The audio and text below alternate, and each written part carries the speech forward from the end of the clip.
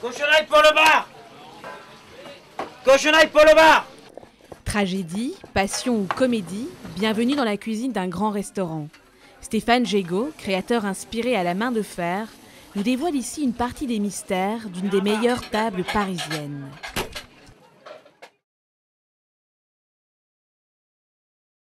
Là, tu vois, on est sur la pêche du jour. C'est à 8 h du matin que Stéphane fait son marché et par SMS, s'il vous plaît. Voilà, donc là, je vais commander pour demain bar, grondin. Qu'est-ce que je vais prendre d'autre? Grondin, bar, mulet. Donc voilà, donc je fais mon marché en direct, comme si j'étais sur le port de Saint-Jean-de-Luz. Particulier, tu vois. Même s'il ne se déplace plus quotidiennement à Rungis, ce perfectionniste contrôle les moindres détails de ses commandes. Cet amoureux un petit peu fou des beaux produits ne laisse absolument rien passer. Objectif, remettre au goût du jour des plats traditionnels. Donc on passe sur le bourguignon, le civet de bœuf, la blanquette, le navarin, les tripes. Alors au lieu de faire plat par plat, alors, je fais tout. Comme ça, la palette elle est large, tout le monde peut profiter. C'est un peu dans l'excès si tu veux, un peu ce côté sanguin. Sanguin oui, mais uniquement pour le plaisir du goût. C'est chaque matin qu'il recompose complètement sa carte et qu'il donne ses instructions à Ken, son second. On va faire ça, le ravioli de bœuf, oui. Céleri, oui. Et ravioli de bœuf, céleri, donc et macro parce que il y a un demi-macro, ravioli de bœuf, céleri, petite vinaigrette de coquillage. Et pendant ce temps, c'est une équipe d'hommes qui prépare la salle de ce restaurant qui se veut gastronomique et sympathique à la fois. La recette marche, il ne désemplit pas et croule même sous les réservations.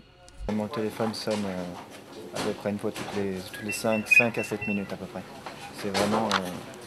on est très demandé. Jean, bonjour. Mais attention, le chef veille au grain. Rien n'échappe à ce breton un brin têtu. Il a l'œil absolument partout. Ça fait 10 ans que Stéphane Gégaud a repris cette institution basque, la plus vieille de Paris.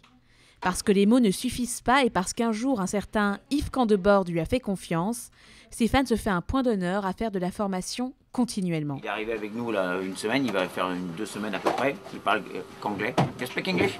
Oui. Very good, speak English. Yeah. Et donc il est venu pour voir un petit peu la façon qu'on travaille et tout, pour qu'en Australie, faire un bistrot similaire à ça. Rigueur et efficacité, le geste est précis. C'est aujourd'hui à son tour d'être un papa pour toute son équipe.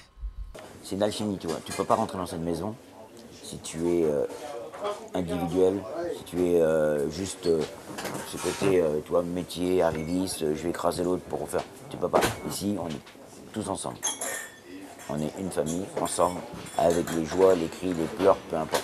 On est ensemble. Si tu rentres pas dans cette optique-là, si tu veux, c'est même pas la peine. Parce que de toute façon, tu as un rouleau compresseur qui t'écrase. À table, les enfants. 18 h 30, attention commence à monter d'un cran. Une demi-heure avant de servir les premiers clients, toute l'équipe se réunit autour d'un bon repas. 10 minutes, top chrono. Non mais tu vois là, souvent le soir, bah voilà, je suis là avec mon bébé d'amour. Je suis zen, c'est ma ressource. Je vais la chercher à l'école. Aujourd'hui, j'ai fait la surprise d'aller la chercher en scooter, elle déteste ça. Et donc voilà, ça permet, si tu veux, d'être zen, d'être tranquille. Ça va bien se passer. Un bon service.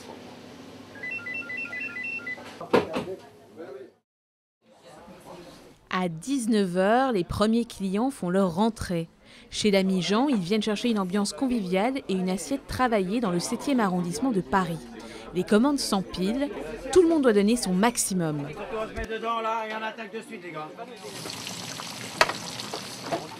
Sept cuisiniers pour 80 couverts, aucune place n'est laissée au hasard.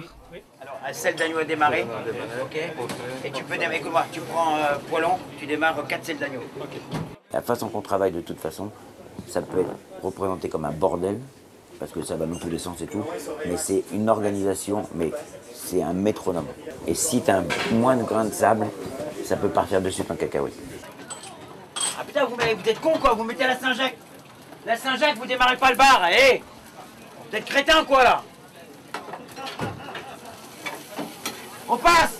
Ouais, il est exigeant, mais bah, je dirais que c'est enrichissant, quoi. Vraiment, c'est enrichissant. Franchement, pour apprendre, je pense que c'est une entreprise qui est super, surtout que ça change tout le temps, en fait. Et c'est ça qui est vraiment très intéressant par rapport aux autres maisons, c'est que la carte est sans cesse renouvelée et donc du coup on voit plein de choses, plein de produits, plein de préparations. Cette cuisine ouverte était un choix. Ses clients peuvent ainsi assister à ce spectacle et voir la dernière touche du chef. Et pendant 3 heures, le service bat son plein. Les serveurs font des va-et-vient pour faire découvrir la cuisine française aux gens du quartier, tout comme aux clients du monde entier.